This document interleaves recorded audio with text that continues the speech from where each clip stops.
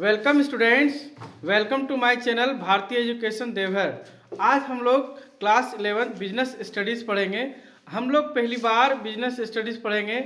इससे पहले हम लोग क्लास 10 तक पढ़ चुके हैं, जहां कभी भी बिजनेस स्टडीज़ नहीं पढ़े हैं। अगर पढ़े हैं तो थोड़ा बहुत सिर्फ पढ़ा गया है, ठीक है। आज हम लोग जानेंगे कि वास्तविक में बिजनेस स्टडीज़ में पढ़ना क्या है। बहुत सारे स्टूडेंट को ये लगा रहता है कि सर बिजनेस स्टडीज़ क्या होता है, कॉमर्स में अकाउंटेंसी क्या होता है।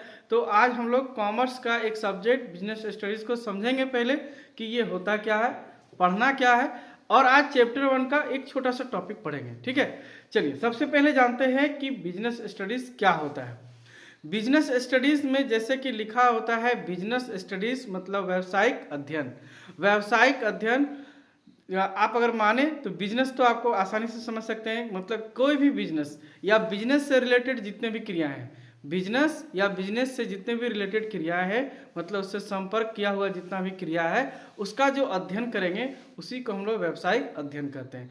मतलब व्यवसाय या बिजनेस से जुड़ा हुआ हर एक वो तत्व को अध्ययन करेंगे जो उनसे जुड़ा हुआ है। छोटी से छोटी इकाई और बड़ी से बड़ी इकाई को हम लोग अध्ययन करेंगे। तो आसपास आप लोगों ने तो बिजनेस देखा ही होगा, नहीं तो छोटा मोटा दुकान तो देखे ही होंगे। तो छोटे दुकान से लेकर एक बड़ा कंपनी तक, जितना बड़ा कंपनी का नाम आप ले लीजिएगा, उस सब का अध्ययन पढ़ेंगे कि उनके बीच में क्या होता है, बिजनेस कैसे किया जाता है, बिजनेस करने के लिए कौन कौन से फॉर्मेट होते हैं, कौन कौन से तरीके होते हैं, छोटा बिजनेस, बड़ा बिजनेस, मध्य बिजनेस, इन सभी का हम लोग ज्ञान मिलेगा। हम लोग जब 2 साल पढ़ लेंगे तो लगभग बिजनेस स्टडी में ये सारे प्रश्नों का उत्तर मिल जाएगा। एक दिन में तो नहीं मिलेगा, धीरे धीरे थोड़ा थोड़ा करके मिलेगा, ठीक है। हम लोग अगर सोचेंगे कि नहीं आज ही खत्म हो जाएगा, आज नहीं होगा, बहुत लंबा टाइम लगेगा। धीरे धीरे थोड़ा थोड़ा करके समझेंगे तो हम लोग को पता चल जाएगा कि बिजनेस में आखिर पढ़ना क्या है।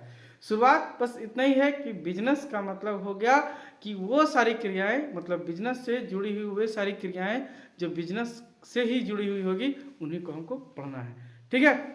तो सबसे पहले वेलकम ऑल द स्टूडेंट्स, आप लोग का स्वागत है कॉमर्स में। आप लोग क्लास 11 ज्वाइन किए हैं, सबसे पहले आप लोग को इसके लिए शुभकामनाएं। और चलते हम लोग पढ़ते हैं बिजनेस स्टडीज, व्यावसायिक अध्ययन पढ़ेंगे। तो व्यावसायिक अध्ययन में पहला चैप्टर पढ़ेंगे, जहां पहला चैप्टर में क्या है, तो पहला चैप्टर में है foundation of business. Part A है व्यवसाय की प्रकृति एवं उद्देश्य। व्यवसाय की प्रकृति क्या है और व्यवसाय के उद्देश्य क्या है। आज तो आपको नहीं बताएंगे कि व्यवसाय क्या है, नेक्स्ट क्लास या नेक्स्ट वीडियो में आपको बताएंगे कि व्यवसाय किसे कहा जाता है या व्यवसाय कैसे शुरू किया जाता है। आज हम लोग छोटे सा पॉइंट पढ़ेंगे कि मानव क्रियाएं क्या है, ठीक है। इसी चैप्टर का एक छोटा सा पॉइंट है जहां से स्टार्टिंग करना है कि मानव जो होता है कुछ ना कुछ कार्य करता है। मानव क्या होता है, कुछ ना कुछ कार्य करता है। उनका पहला कार्य क्या है वो जानेंगे और इसी को पढ़ेंगे। आज सबसे पहले हम लोग पढ़ेंगे मानवीय क्रियाएं। मानव कौन कौन सी क्रियाएं करता है। तो मनुष्य अपने जीवन में अनेक कार्य करता है। मनुष्य अपने जीवन में अनेक कार्य करता है जिसे हम लोग मानवीय क्रिया कहते हैं। ये मानवीय क्रियाएं 2 तरह की होती है, एक होती है आर्थिक क्रिया और एक होती है अनार्थिक क्रिया। एक क्या होती है, आर्थिक क्रिया, और एक क्या होती है, अनार्थिक क्रिया। मनुष्य 2 तरह की कार्य करती है, आर्थिक क्रिया और अनार्थिक क्रिया, economical activities and non economical activities, ठीक है। इसी को अच्छा से पढ़ेंगे। क्लास 10th में या 9th में थोड़ा बहुत मिला होगा कभी ना कभी पढ़ने के लिए कि economical activities and non economical activities. इसी को अच्छा से जानते हैं कि क्या है। जब हम इसको समझने लगेंगे तो धीरे धीरे व्यवसाय को भी समझने लगेंगे। सबसे पहले आज पढ़ते हैं आर्थिक क्रियाएं क्या है, इकोनॉमिकल एक्टिविटीज क्या है। तो economic activities equal to business plus profession plus employment, ठीक है। बिजनेस आर्थिक क्रियाएं मतलब व्यवसाय प्लस पैसा प्लस रोजगार। अब आप लोग सोचेंगे कि व्यवसाय क्या होता है, पैसा क्या होता है, रोजगार क्या होता है। तीनों अलग अलग शब्द होता है। व्यवसाय का मतलब बिजनेस, जैसे कि आप लोगों को बताएं कि एक छोटा दुकान से लेकर एक बड़ी से बड़ी कंपनी को हम लोग व्यवसाय ही मानते हैं। पैसा का मतलब होता है कुछ ऐसा काम जिसमें आपको विशेष ज्ञान हो। जैसे हम टीचर है तो हम पेशेवर टीचर है, या कोई डॉक्टर है तो केवल उसी को उसका कार्य का ज्ञान है, तो ऐसे कार्य को हम लोग पैसा कहते हैं। और रोजगार तो आप लोग जानते हैं, किसी के यहाँ काम करिए इसको हम लोग रोजगार कहते हैं, एम्प्लॉयमेंट, ठीक है। तो इन 3 तथ्यों को मिला करके ही इकोनॉमिकल या इकोनॉमिक एक्टिविटीज बनती है।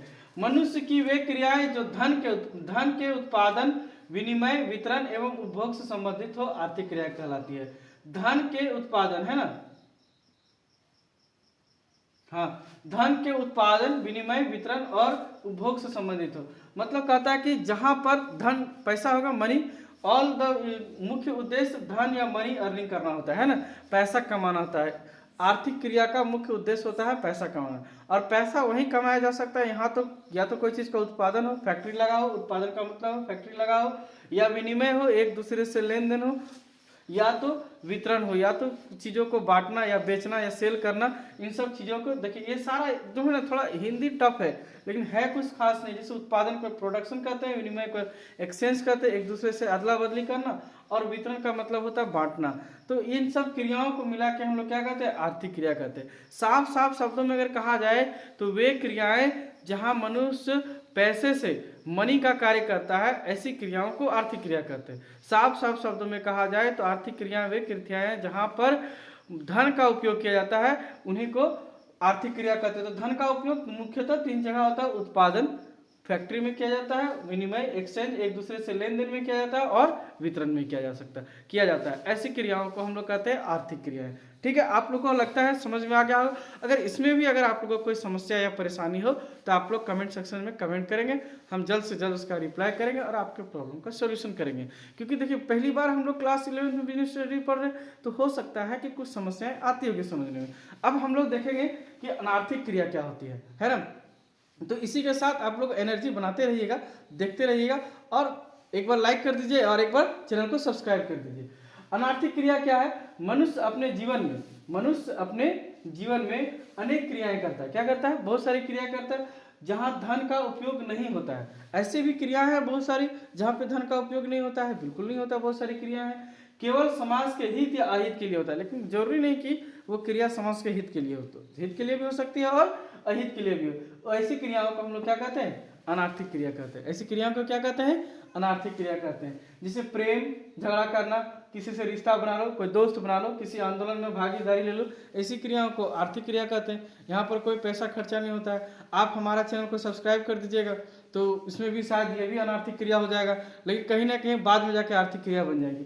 तो प्रेम, झगड़ा, रिश्ता, दायित्व, या तो अनार्थिक क्रियाओं में सामाजिक, धार्मिक एवं राजनीतिक क्रियाएं सम्मिलित होती है। ऐसी क्रिया जहां धन का कोई उपयोग नहीं होता उसको हम लोग अनार्थिक क्रिया कहते हैं। आपस में दो लोग हैं, आप लोग पढ़ रहे हैं, आपस में झगड़ लीजिए, यहाँ कोई धन का खर्च नहीं हुआ, थोड़ा सा दोनों का चार्ज खत्म हो जाएगा।